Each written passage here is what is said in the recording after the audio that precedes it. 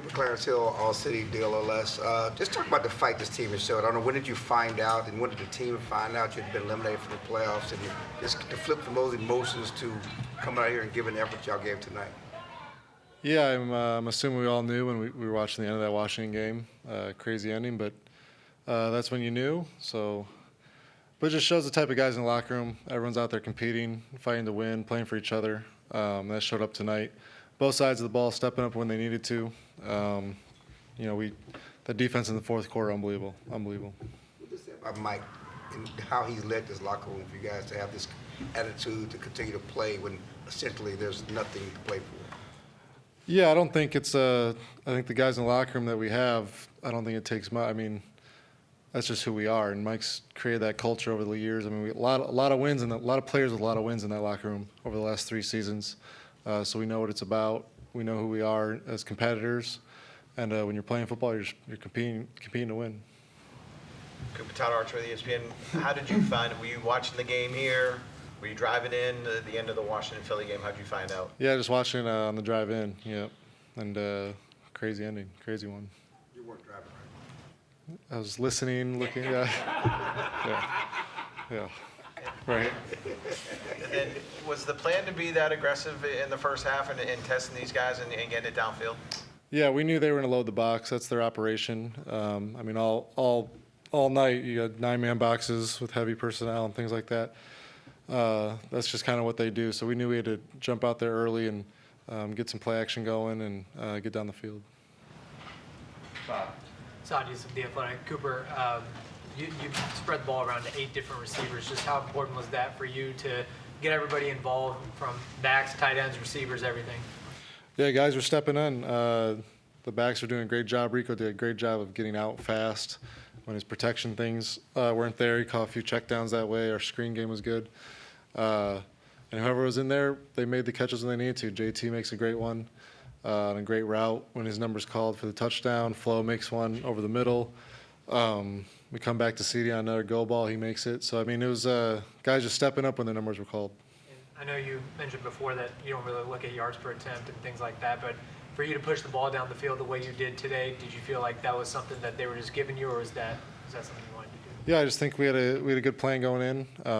The defense dictates a lot of that stuff, and I think Mike did an unbelievable job. We got us in some great looks and took advantage of them loading the box up, and guys got running downfield and making plays.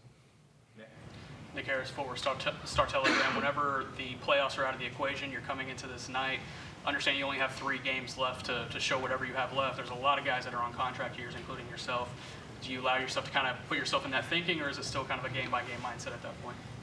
Yeah, it's game by game. You don't have time to, look too far ahead or things like that. And when you're out there, you're not thinking about any of that. You're playing, and you prep all week to go out there and play well and let it take care of itself.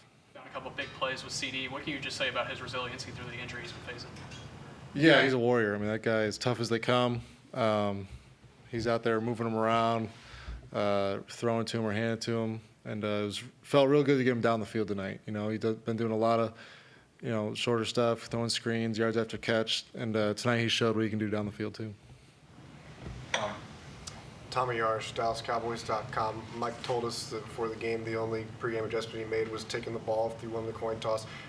With that, aggression or wanting to start with the ball, how does that make you feel knowing that, Mike's trusting you to go down the field early and get some points on the board?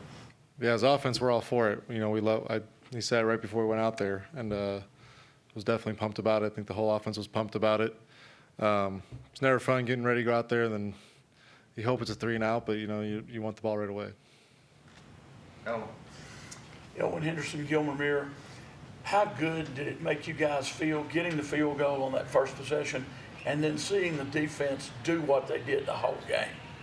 Yeah, those guys have been playing their butts off. I mean, even the guys who stepped in today, Kendrick's being out, Nick in there, and you can look all the way up and down the team, really, guys stepping up, playing well, and they're creating turnovers. They're going and attacking that ball, and our job is to capitalize on them. And, we got enough points there in the first half and early in the third, but, they bail us out there in the fourth, but the team win. Clarence. I'm good, thank you. Okay. Nick. There's some people that would say that there's nothing left to play for these final 2 weeks. But what is there to play for? everything. I mean, this is your life. This is ball. This is what you do. You get paid to do it.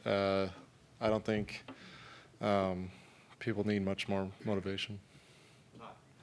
Two plays in particular, just as a quarterback, I mean, Jordan Lewis's interception, one for you watching that, Baker makes that throw. Just what are you thinking when the ball's in the air and then when he actually comes down with the ball? Yeah, Jay Lou just showing off his veteran presence there. Like, to not panic in that situation for a DB is huge. He's got tremendous ball skills. He's played a long time, and to not panic, and a lot of times you see that's pass interference. He doesn't panic, punch through the pocket, I think, and just I didn't really get a great look at it. I guess he just ripped it away from the guy. But obviously that was a big time game-saving play. In the second play, did you think Baker, they were going to stop progress, and then he gets the ball out and Duran strips it? Just what were your emotions through that whole play? Yeah, we got a sack, and then oh no, he pitched it, and then but you saw, I mean, number one had that thing out there, and our guys have been hunting that ball. You can see it when they tackle. You can see the physicality they're bringing when they hit, and it's producing fumbles. What's the calmness that you feel when Aubrey, you'd get to, I don't know, the 40, and Aubrey's going to make it for you? It's yeah, it is a true weapon.